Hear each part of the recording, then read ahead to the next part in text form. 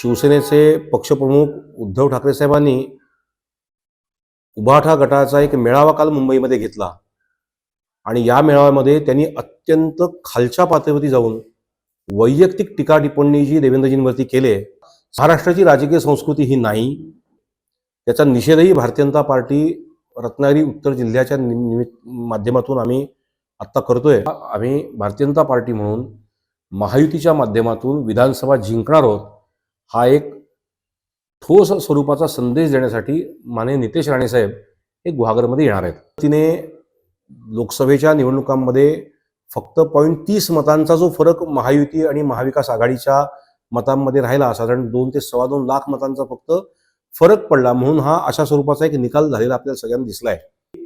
राज्याचा अर्थसंकल्प आपण सर्वांनीच बघितला, त्याच्यामध्ये ज्या पद्धतीने नागरिकांसाठी, मतदारांसाठी म्हणण्याच्या नागरिकांसाठी ज्या ज्या वेगवेगळ्या स्वरूपाच्या योजना या अर्थसंकल्पामध्ये आहेत आणि लवकरच त्याचा पहिला हप्ता राज्य सरकारच्या माध्यमातून दिला जाईल। जे बेरोजगार आहेत यांच्यासाठी सुद्धा एक चांगली योजना आता राज्य सरकारने आणली आहे।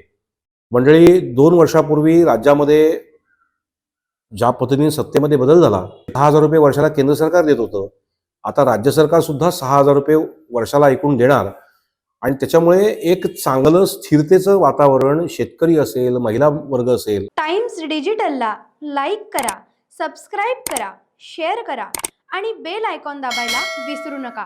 Times digital.